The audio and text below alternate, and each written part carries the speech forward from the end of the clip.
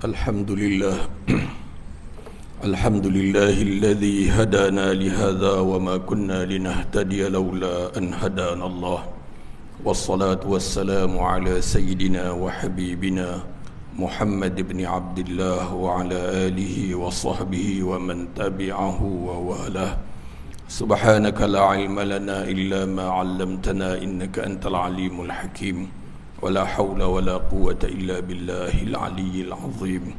اللهم اجعل جمعنا هذا جمعا مرحوما وتفرقنا من بعده تفرقا معصوما. اللهم ارزقنا العلم والعمل والإخلاص فيهما يا أرحم الراحمين. InsyaAllah pada malam ini kita akan membincangkan beberapa sifat orang-orang yang beriman, memetik daripada awal surah Al-Mu'minun dari ayat pertama sehingga ayat yang ke-11 insyaAllah. Allah Ta'ala berfirman ba'da a'udzu billahi minasyaitonir rajim. Qad aflahal mu'minun alladhina hum fi salatihim khashi'un والذين هم عن اللغو معرضون والذين هم للزكاة فاعلون والذين هم لفروجهم حافظون إلا على أزواجهم أو ما ملكت أيمانهم فإنهم غير ملومين فمن ابتغى وراء ذلك فأولئك هم العادون والذين هم لأماناتهم وعهدهم راعون والذين هم على صلواتهم يحافظون أولئك هم الوارثون الذين يرثون الفردوس هم فيها خالدون. صدق الله العظيم. Yang bermaksud qad aflahal mu'minun, sesungguhnya telah berjayalah orang-orang yang beriman. Ini merupakan janji Allah Ta'ala. Dalam kehidupan dunia pada hari ini, manusia melihat dan menilai kejayaan itu lebih kepada bersifat umumnya material, kebendaan. Kalau ada harta, pangkat, kedudukan, ya, yang seumpamanya itu. Tapi Allah Ta'ala mengajar kita satu neraca yang lain, yang lebih kekal, yang lebih benar, ya. Kerana neraca yang digunakan umum manusia itu sifatnya sementara di dunia sahaja. Adapun iman itu memberi kejayaan di dunia dan akhirat. Dan matlamat ini, punca kejayaan ini suatu yang tepat dan adil untuk sekalian makhluk. Kalaulah kejayaan itu pada harta, apa jadi dengan orang yang miskin? Kalau kejayaan itu pada pangkat, apa hal orang yang tak berpangkat? Tapi bila Allah letakkan kejayaan itu pada orang yang beriman, berpangkatkah, tak berpangkatkah, kaya ke, miskin ke, semua orang boleh mencapai matlamat itu, layak untuk memilikinya. Bergantung kepada usaha seseorang tersebut. Kemudian beriman ini pula suatu matlamat yang boleh di mana-mana sahaja kita pergi, ya, bersendirian depan khalayak ramai, ya, di dalam negara, di luar negara, ke mana sahaja iman itu perlu dibawa bersama. Itu tidak boleh terpisah daripada kehidupan seseorang. Jadi itu yang kita perlu pegang. Jangan kita terikut-ikut dengan orang yang tertipu dengan dunia. Kita pun pakai neraca yang sama pula, ya, maknanya menilai kejayaan itu pada aspek kebendaan semata-mata. Memang salah satu perkara yang membawa kebahagiaan dalam hidup itu, kita memiliki harta, kita memiliki apa yang dapat memenuhi keperluan kita. Tapi dalam Islam dikaitkan dengan iman dan taat juga. walaupun harta, tempat tinggal, keperluan harian itu kalau dimiliki kita rasa cukup dan bahagia, ya, tetapi tetap ianya perlu mengikut perkara yang dihalalkan oleh Allah Ta'ala. Kalau mencari harta dengan cara yang haram, itu takkan bahagia, ya, walaupun banyak mana sekalipun. Itu di dunia ini. Jadi hatta kebendaan itu pun sendiri, untuk kita rasakan bahagia di dunia ini, perlu dalam batas-batas iman dan taqwa mencari kekayaan itu. Kalau tidak, masuk penjara lah jawabnya, ya. Nakkan bahagia, yang dapat sebaliknya. Na'udzubillahi min zalik. Jadi walaupun sedikit tapi barakah, sedikit tetapi dengan cara yang halal, ya.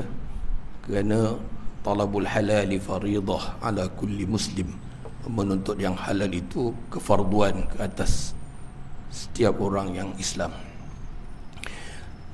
Dan orang beriman yang berjaya ini, Allah Ta'ala sebut lagi beberapa sifat yang kita ingin tahu apakah ciri-ciri yang membawa kejayaan itu. Alladzina hum fi salatihim khashi'un, itu orang-orang yang khusyuk di dalam salatnya, iaitu hatinya itu tunduk dan rasa hormat kepada Allah Subhanahu wa Ta'ala, keagungan dan kebesaran Allah Azza wa Jalla. Dalam hidup kita ini, pengalaman kita timbul rasa hormat itu apabila kita kenal, ya, apabila kita kenal yang dihormati itu ada kedudukan, keistimewaan dan kelebihan. Sudah tentulah tidak ada yang melebihi daripada Allah yang maha sempurna, yang maha perkasa, maha pemurah kepada hamba-Nya, dan indah segala sifat-sifatnya, ya. Asmaul Husna. Jadi untuk kita rasa hormat itu datang, kita perlu kenal. Kalau kita tak kenal, tak akan datang rasa hormat. Sebab itu awaluddin ma'rifatullah, mengenal Allah itu awal agama yang kita perlu menuntut, mengaji ilmu tauhid. Jadi rasa tunduk kepada Allah Ta'ala itu kenal dan juga bertemu. Bila nak kenal, kalau tak bertemu, itu boleh kenal tak bertemu. Jadi kena bertemu. Jadi ibadah sembahyang itu hakikatnya hamba itu merasakan dia bertemu dengan Allah Ta'ala, ya. Bila masa ada hamba terpisah dengan Allah, kecuali ketika dia lalai saja, Allah mana terpisah. Dianya daripada kuasanya atas makhluk, ilmunya terhadap makhluk, kan. Dia mendengar, dia melihat. Itu kan kita mengaji bahawa Allah itu hakikat uluhiyahnya itu bersifat istighna dan iftiqar, iaitu semua dia kaya daripada sekalian makhluk, tidak berhajat. Al-istighna an kulli ma siwahu wal iftiqaru ilaihi ma adahu, dan semua makhluk berharap kepada dia, ya. Tidak ada sesuatu pun boleh memberi manfaat dan mudarat melainkan dengan izin Allah Subhanahu wa Ta'ala. Jadi bila kita seseorang hamba tadi itu bersembahyang, sembahyang itu hakikatnya bertemu dengan Allah. Kita perlu rasakan keadaan bertemu itu, ya. Barulah rasa hormat, barulah rasa dekat, barulah kita merasakan berhajat kepada dia, ingatkan kepada dia, ya. Di mana semua makhluk itu berhajat kepada dia dan dia tidak berhajat kepada makhluk sedikit pun. Itulah Allah Ta'ala yang kita kata tiada Tuhan yang disembah melainkan Allah itu. Kadang kita tanya, kamu sembah siapa? Allah. Allah tu siapa? Tuhan. Tuhan tu siapa? Allah. Allah tu siapa? Tuhan. Diulang je, tanya lagi, Tuhan tu siapa? Allah. Dia tak faham siapa sebenarnya tu. Itu kalau kita mengaji tauhid, siapa Allah itu, iaitu zat yang semua makhluk berhajat kepada dia dan dia tidak berhajat sedikit pun kepada makhluk. Istighna, hatta ibadat kita pun dia tidak mengambil faedah daripada hukumnya, dia tiada ada mengambil faedah daripada ciptaan dia. Dia maha kaya, Al-Ghani. Jadi bila kita menghadap Allah Ta'ala yang sifatnya sedemikian rupa itu, ya, kita yang berhajat kepada dia, fokusnya kepada pencipta sekalian alam itu, melihat makhluk-makhluk yang besar, 7 betala langit dan bumi, matahari, bulan dan bintang, peredaran siang dan malam, yang menurunkan hujan, yang menumbuhkan tumbuh-tumbuhan, yang memberi rezeki, semua itu tidak ada pada makhluk, hanya kepada dia. Jadi bila kita fokus kepada Allah yang mencipta, dalam ibadah tadi lahirlah khusyuk kepada yang mencipta. Kalau fokus kepada makhluk, memang banyaklah. Rakaat pertama, ya, bumbung rumah bocor, musim hujan. Rakaat kedua, pokok tumbang. Rakaat ketiga, malam ni nak makan apa dah.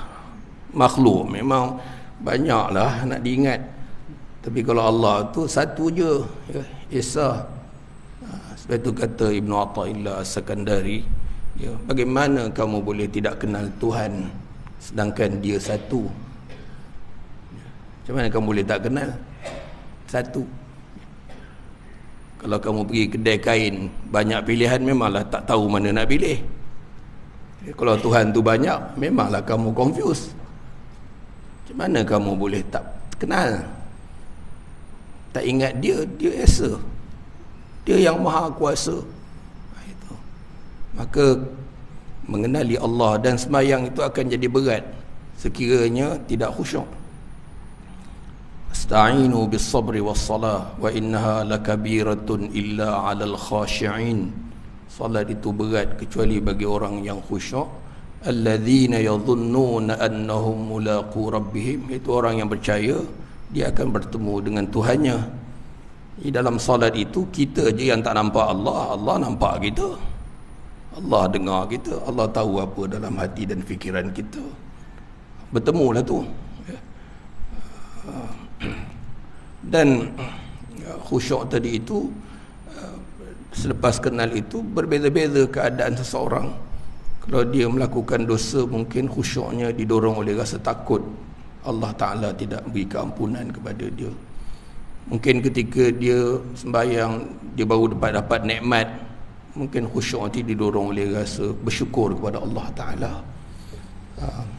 Kadang rasa malu, hal-haya, kadang rasa raja, harap kepada Allah Ta'ala. Jadi itu keadaan hati hamba yang berbeza-beza berdasarkan keadaan. Jadi kena usaha supaya daripada awal wuduk lagi azamnya, ya Allah kurniakan aku salat yang khusyuk. Kerana pada khusyuk itu ada kemanisan beribadah. Walladzina hum 'anil laghwi mu'ridun. Sifat yang ketiga orang beriman yang berjaya itu berpaling dari perkara yang lara, yang tidak berfaedah.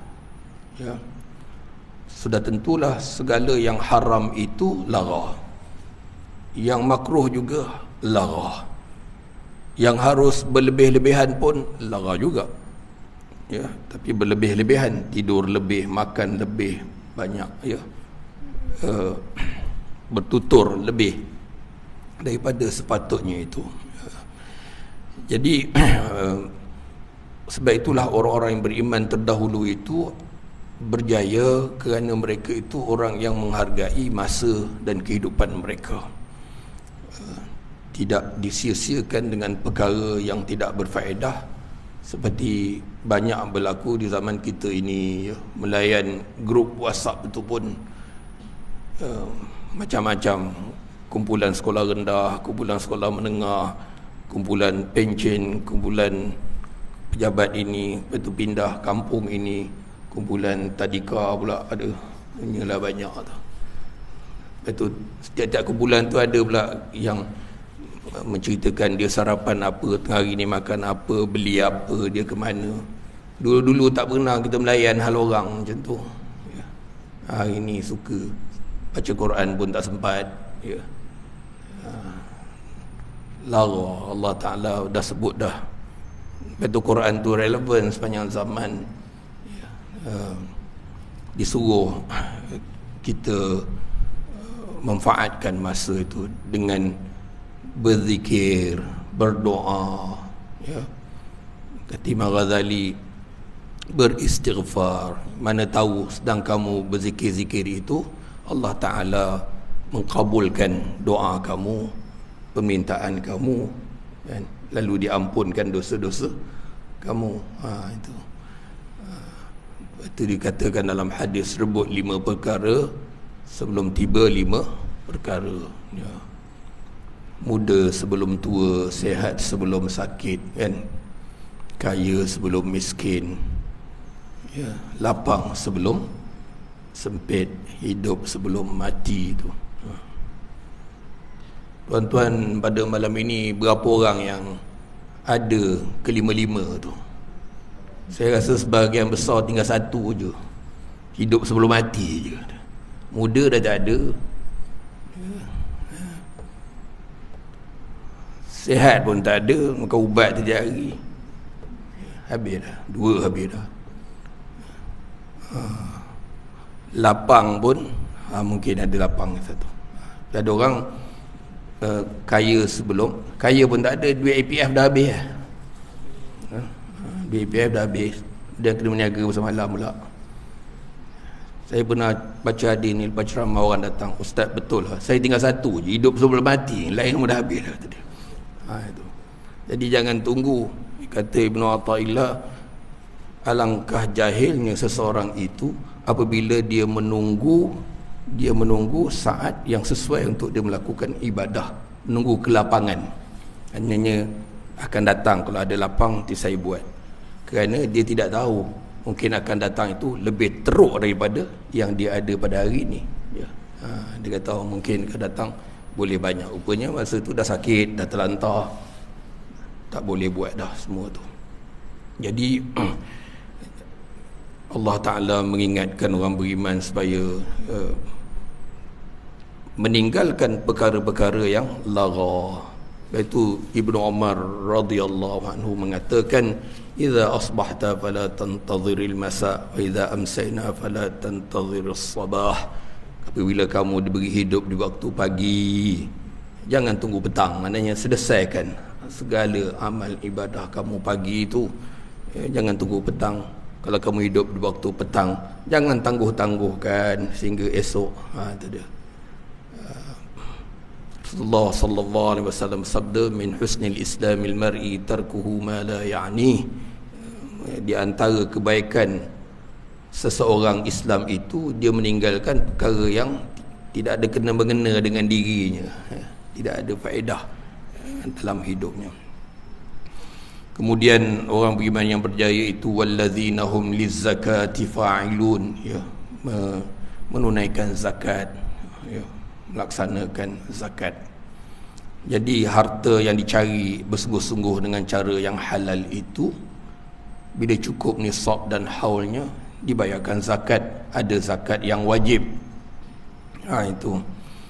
Dan bayangkan, harta yang dicari dengan halal, dengan titik peluh itu, diberi pula kepada orang lain. Itu. Adakah orang ini akan mengambil harta orang lain? Harta dia yang elok pun dibagi ke orang. Itu sebab itu zakat itu mensucikan jiwanya daripada sifat tamak, sifat bakhil, ya. Kerana bakhil dan tamak itu salah satu daripada sifat mazmumah, sifat yang tercela. Daripada tamak dan bakhil itulah datangnya dengki kepada orang yang memiliki harta, datang sifat rakus, penyelewengan, menipu, tidak amanah, dan sebagainya, kerana cintakan harta. Jadi orang yang beriman yang berjaya itu adalah orang yang berjaya mengawal nafsu cintakan harta. Dengan dia tidak mencintai harta itu, mudah dia mengelak daripada segala kesilapan. Rasulullah sallallahu alaihi wasallam pernah bersabda, hubbud dunya ra'su kulli khatiyah. Cintakan dunia itu punca segala kesilapan. Banyak keputusan orang buat silap kerana cinta kepada dunia. Dan mensucikan diri itu dengan menunaikan zakat. Begitu juga membelanjakan harta melalui sedekah yang sunat, nawafil. Allah Ta'ala menyebut orang beriman yang Allah sayang itu, yang diberi kejayaan itu, ialah orang yang alladzina yunfiquna amwalahum bil-laili wan-nahari sirran wa alaniyah, belanjakan harta di waktu malam dan juga siang, ketika secara tersembunyi ataupun terang-terangan gitu. Siang menderma, malam menderma, secara terang-terangan derma, secara tersembunyi derma. Sebab itu ada di dalam kitab tafsir mengenai ayat ini, menceritakan bahawa Sayyidina Uthman 10,000 dinar dibelanjakan di jalan Allah di waktu siang, 10,000 dinar di waktu malam, 10,000 dinar lagi secara tersembunyi, 10,000 dinar lagi terang-terangan. Sayyidina Ali pula masa tu tak ada duit, tak ada harta. 1 dinar malam, 1 dinar siang, 1 dinar terang-terangan, 1 dinar secara tersembunyi. Hari ni ada, satu pun tak ada. Ada 4 cara, jadi itu contohnya lah, minta maaf cakap. Jadi membelanjakan harta yang Allah Ta'ala itu khususnya digalakkan bersedekah secara tersembunyi itu. Kerana apa? Kerana sebagaimana kita banyak melakukan dosa secara tersembunyi, maka mengkafarahkan dosa yang tersembunyi ini adalah dengan sedekah yang tersembunyi juga. Itu dia. Walladzina hum li furujihim hafizun. Dan orang beriman yang berjaya itu orang yang memelihara kemaluannya, kehormatannya, illa ala azwajihim, kecuali pada isteri-isteri mereka, aw ma malakat aimanuhum, ataupun hamba sahaya yang mereka miliki. Sekarang dah tak ada dah. Fa innahum ghairu malumin, sesungguhnya mereka itu tidak tercela. Sesiapa yang mengambil selain daripada cara yang halal itu, melalui hubungan jantina itu dengan cara yang halal, maka mereka itu orang yang melampaui batas. Ulaika humul adun. Di sini juga menunjukkan bahawa orang yang beriman yang berjaya itu orang yang berjaya mengawal syahwah dia. Itu tidak menghampiri zina, menjaga mata dia, menjaga pendengaran dia, menjaga apa sahaja yang boleh membawa dosa. Jadi sesuai dengan firman Allah di tempat yang lain, wala taqrabuz zina, jangan kamu hampiri zina. Dalam surah An-Nur, wa qul lil mu'minina yaghuddu min absarihim wa yahfazu furujahum, katalah kepada orang yang beriman, tundukkan pandangan kamu dan pelihara kemaluan kamu. Jadi dalam ayat itu memelihara kemaluan daripada yang haram itu ada kena-mengenanya dengan menjaga mata, menjaga mata. Jadi sebab itu di dalam kajian tasawuf, antara perkara anggota yang perlu dijaga ialah mata, kerana dari mata itu turun ke hati. Apabila kita mengatakan hati itu punca segala amalan baik ataupun buruk, maka hati itu perlu bersih. Dan sudah tentulah apa yang ada di hati itu bermula daripada apa yang dilihat di mata. Jadi kalau sebelum sembahyang itu banyak melihat WhatsApp, tengah sembahyang datanglah dia, sebab dia dah masuk dalam minda dan dalam hati. Kalau tengok cerita Hindustan, dalam sembahyang keluarlah cerita Hindustan. Jadi apa yang kita lihat itu, ya. Jadi kalau yang kita fokuskan itu, jadi mata itu perlu melihat Al-Quran, perlu melihat kitab, perlu melihat alam ciptaan Allah Ta'ala, ya, keindahan alam, kebesaran, ya, lihat pokok-pokok, lihat, ya, makhluk-makhluk ciptaan Allah, supaya daripada situ turun ke hati keagungan dan kebesaran Allah Ta'ala. Itu. Dan jadi yang pertama tadi itu mengawal nafsu daripada cintakan harta, itu boleh menyelamatkan diri. Yang keduanya mengawal syahwah dan nafsu, ya. Itu orang yang beriman yang berjaya mengawal itu. Jadi syahwah itu dicipta, nafsu itu dalam diri manusia atas keperluan untuk kehidupan jasadnya, badan dia. Jadi makan itu untuk keperluan tenaga bagi anggota ini, ya. Begitu juga syahwah, jantina, dan itu adalah keperluan untuk zuriat manusia itu berkembang dan sebagainya itu. Jadi tidak buruk itu. Jangan kita salahkan nafsu yang dicipta dalam diri manusia. Yang disalahkan ialah tidak dapat mengawal nafsu, ya. Kalau nafsu itu cintakan harta tapi mendapatkan harta dengan yang halal, ya. Nafsu syahwah jantina dipenuhi dengan cara bernikah yang halal, dapat pahala, jadi sunnah. Jadi keinginan-keinginan tu jangan jadi persoalan bagi kita. Ada orang kata, kenapa pula kita dipersalahkan sedangkan Allah sendiri mencipta dalam diri manusia itu adanya nafsu, adanya keinginan dan syahwah. Kita perlu ingat itu penting, ya. Kalau tidak ada syahwah makan, matilah kita, ya. Kalau tak ada syahwah jantina, tak ada berkembanglah zuriat manusia, pupus, ya. Kalau tak ada cintakan harta, tak ada orang pergi kerja, ya. Jadi cinta itu Allah letak, cuma itu tidak ada salahnya. Yang salahnya pada memenuhi tuntutan itu dengan mengikut hawa nafsu, iaitu tidak mengikut hukum syarak, peraturan agama. Kalau ikut dapat pahala, tidur pun dapat pahala, ya. Hubungan kelamin pun dapat pahala, sedekah. Itu. Sahabat bertanya, wahai Rasulullah, adakah seseorang memenuhi kehendak nafsu dia dapat pahala? Sedekah pula tu, ya. Sahabat Rasulullah kata, apa pendapat kamu kalau dia memenuhi kehendak syahwah dia itu pada tempat yang haram, berdosa tak? Kata sahabat, berdosa. Habis kalau tempat haram berdosa, tempat yang halal dapat pahala. Itu.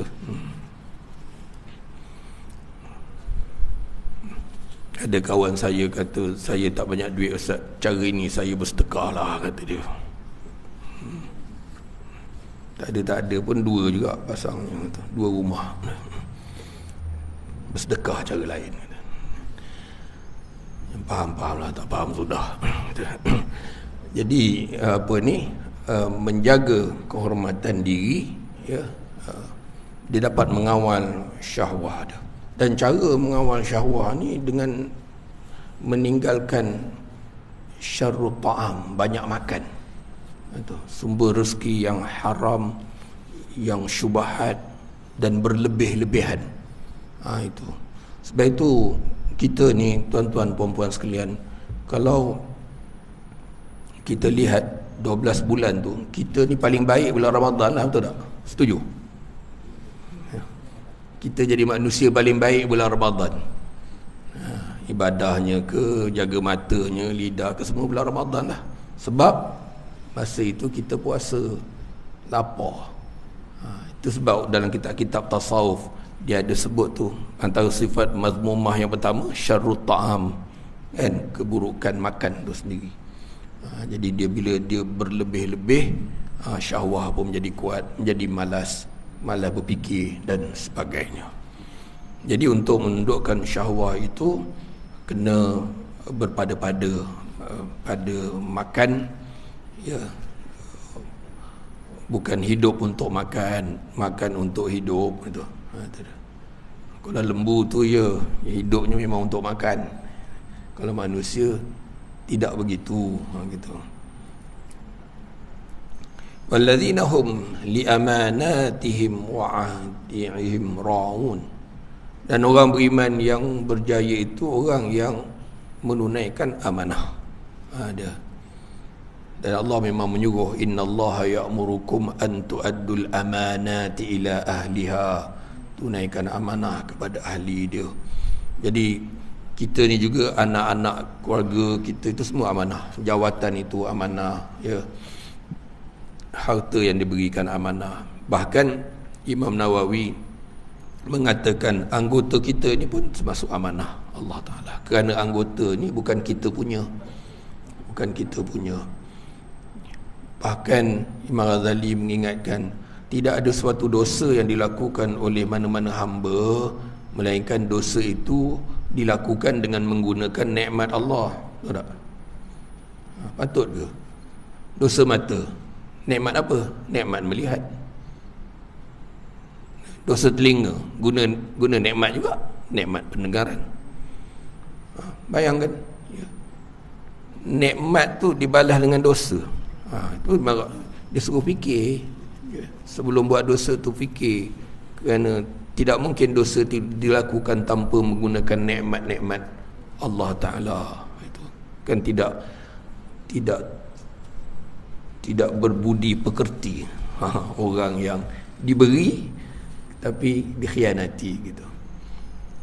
Jadi anggota ni bukan kita punya, anggotanya amanah daripada Allah Ta'ala. Sebab itu tak boleh jual anggota, jual darah tak boleh, jual buah pinggang tak boleh. Dalam mana-mana agama pun tak ada akhlak, tak ada etika. Jadi derma boleh, kerana itu bukan kita punya, itu milik Allah Subhanahu wa Ta'ala.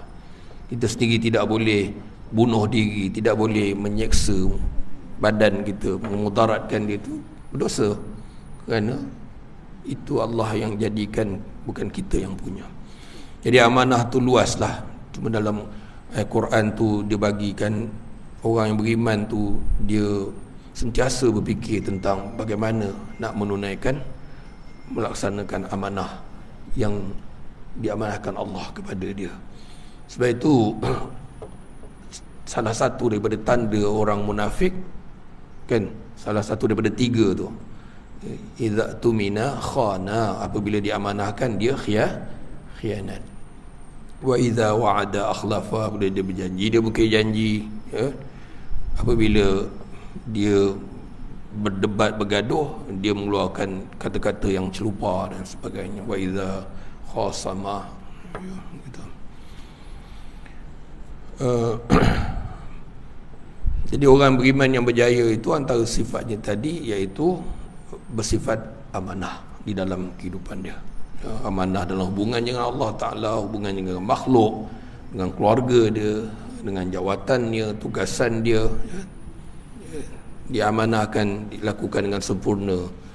Sebab itu Rasulullah itu salah satu sifat yang wajib bagi dia amanah.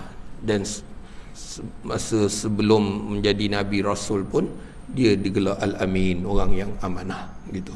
Jadi ini satu sifat terpuji yang antara alamat kiamat, sifat ni sangat kurang di dalam masyarakat.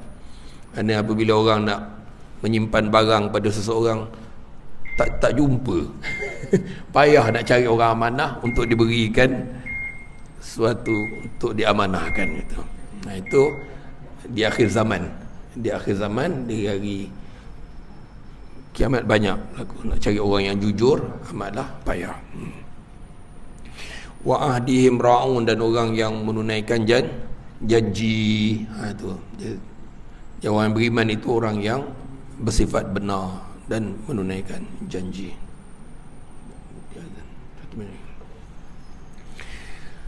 Walladzina hum ala salawatihim yuhafizun. Ya, sudah.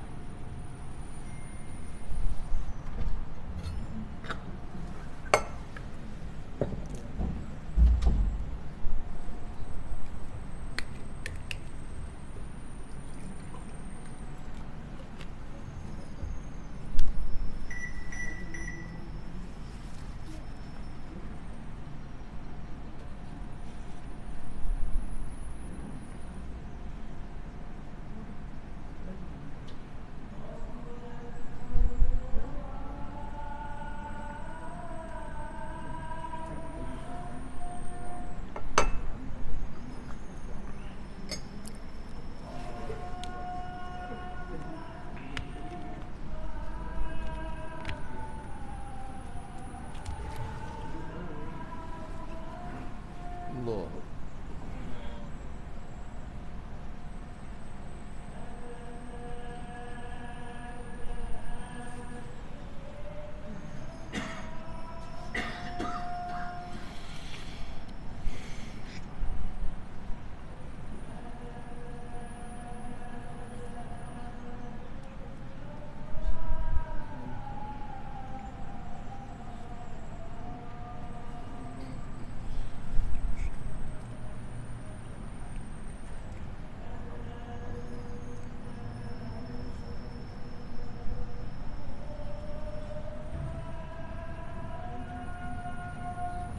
La ilaha illallah.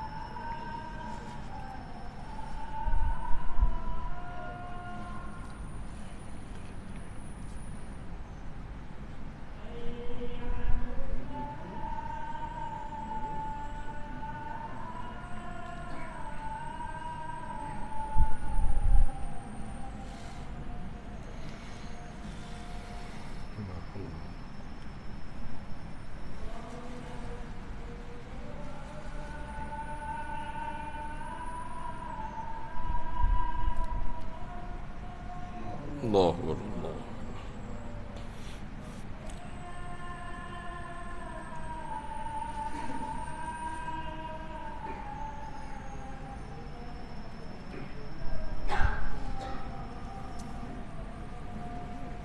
La ilaha illallah.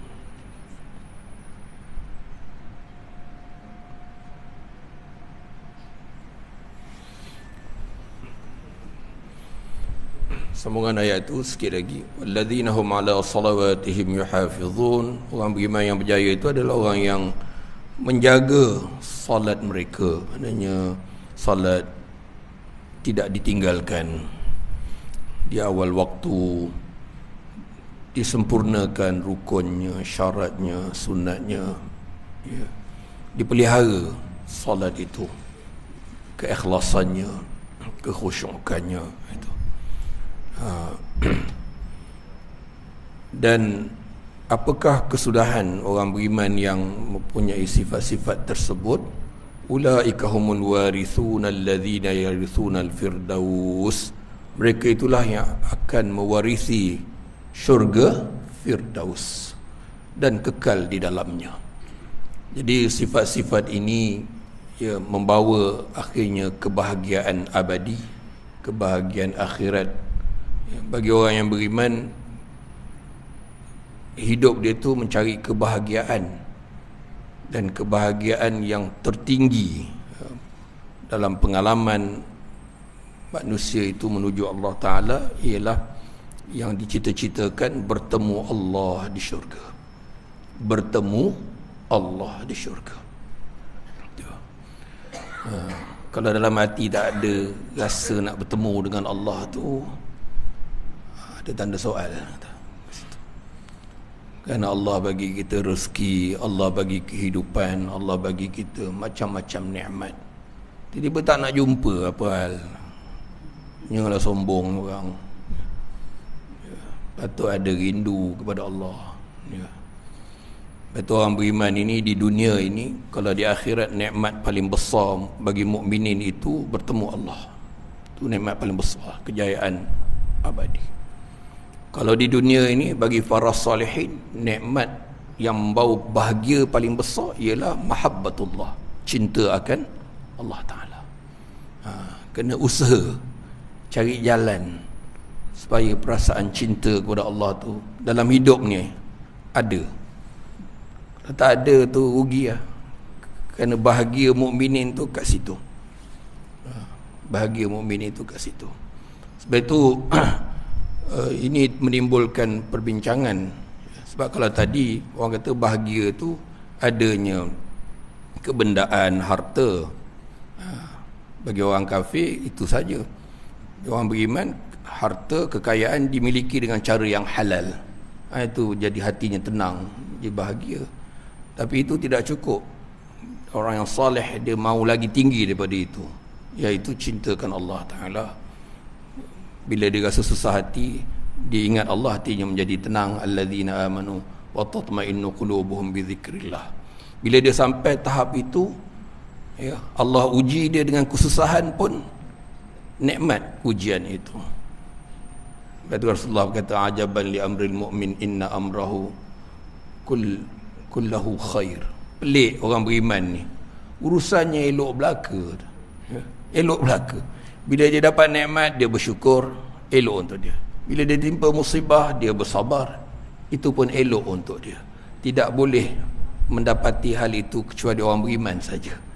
Jadi orang hanya yakin dengan Allah, beriman dengan Allah.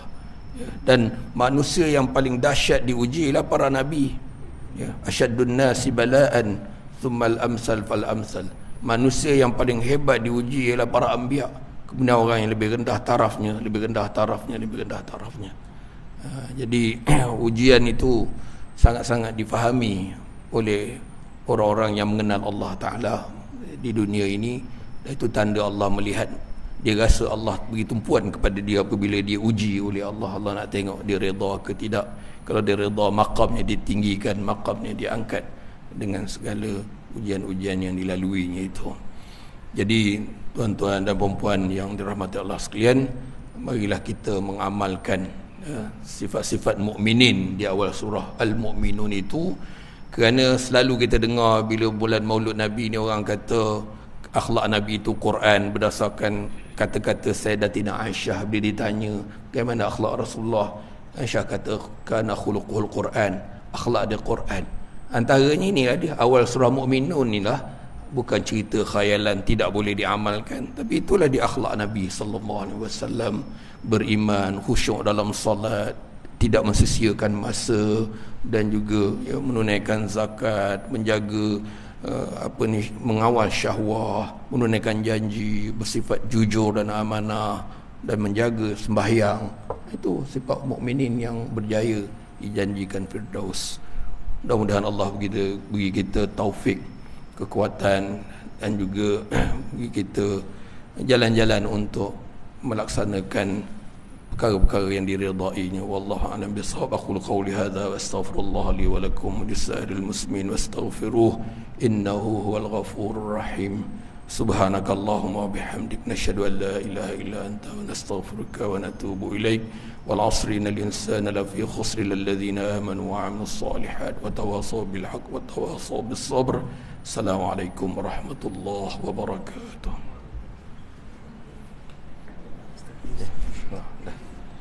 Nanti yang mana tak